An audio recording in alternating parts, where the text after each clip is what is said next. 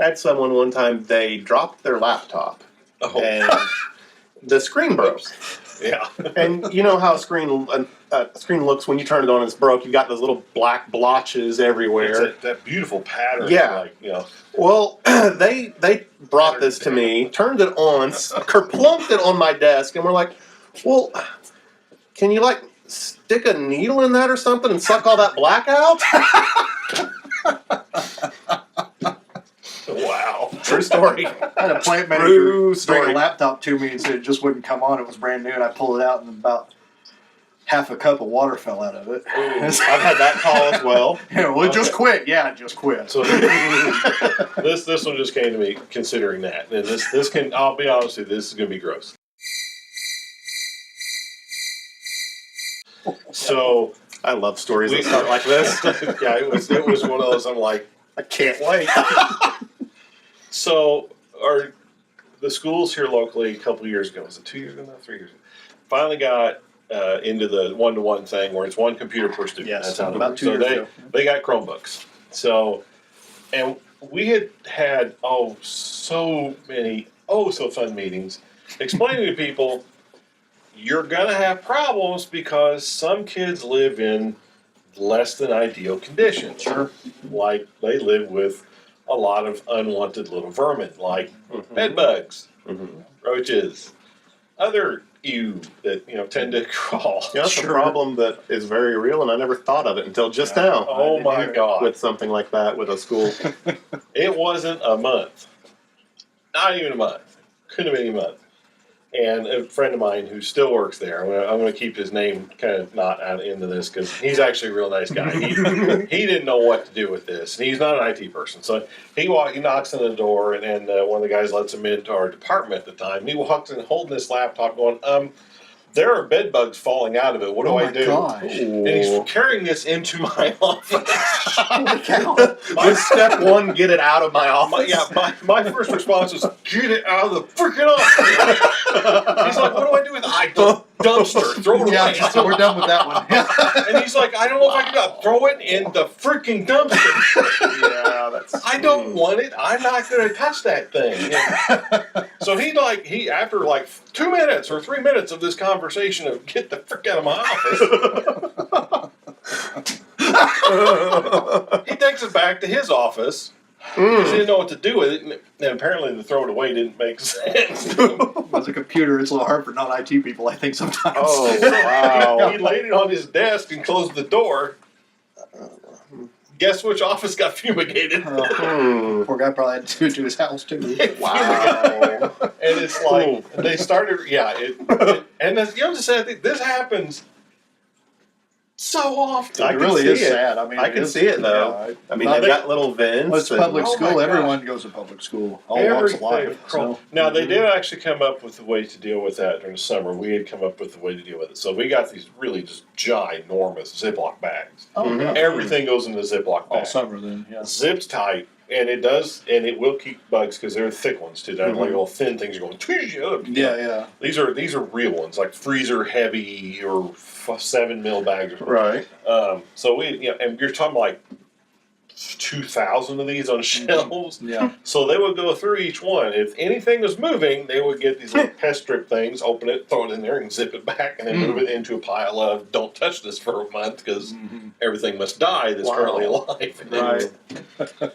But that happened, I want to say about once a week, we'd have an issue where someone bring a laptop in, it's full of bugs, it doesn't work. We put it in the safety bin, which is a sealable tub that we'd throw like death strips in. And oh my gosh. I was going to ask how you dealt with that during the year. So do you just take the computer and issue another one? Yeah, and then they issue another one. And then, of course, the next day it'd come back full of bugs because... Sad for those kids.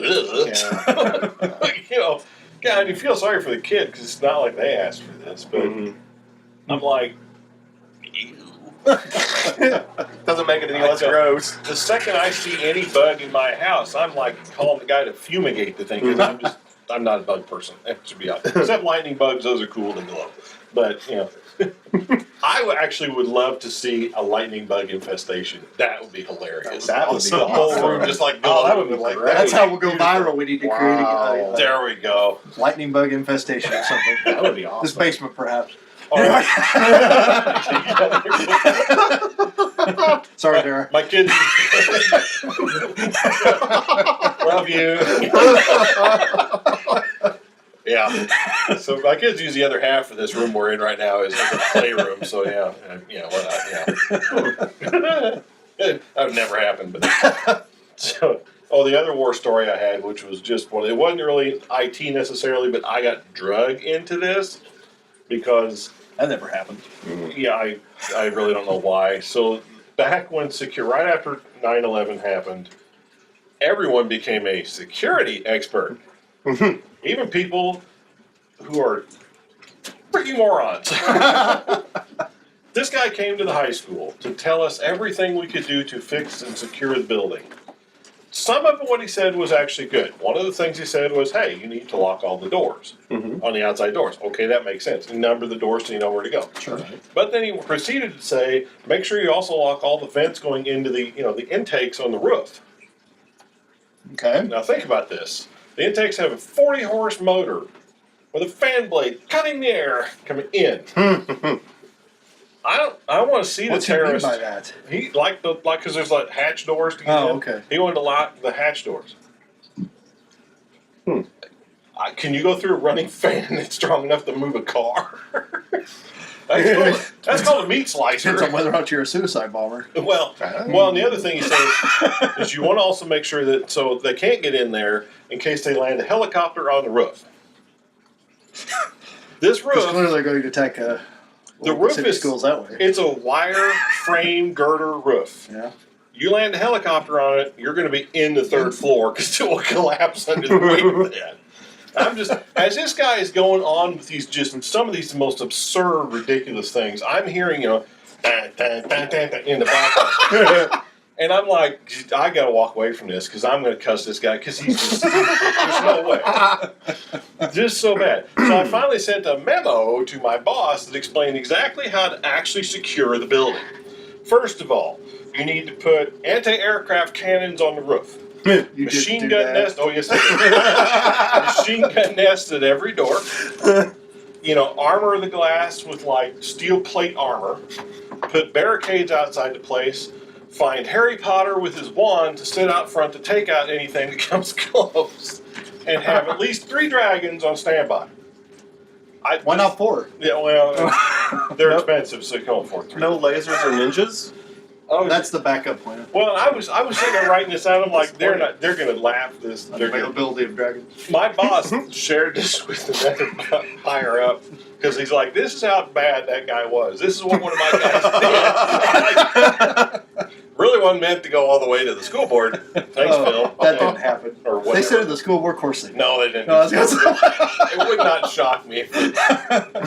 I did tell one of the school board members.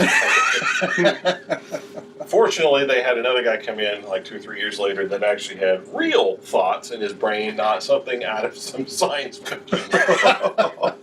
Just like I'm really looking for like James Bond or one of those types because it was just ridiculous. Sound more like Get Smart to me. It was, yeah, it was. Enter the code of silence. Oh my, yeah.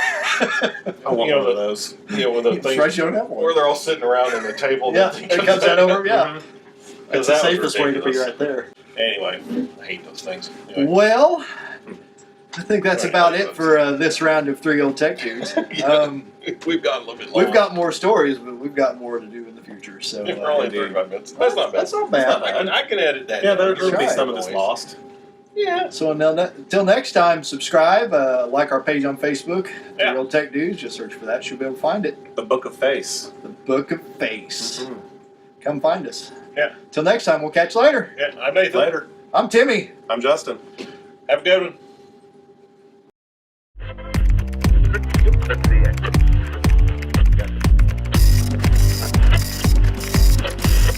We really got to work on that outro. That was better than last time. That wouldn't have- Yeah, we said subscribe this time. we did it. Oh yeah, we might want subscribers.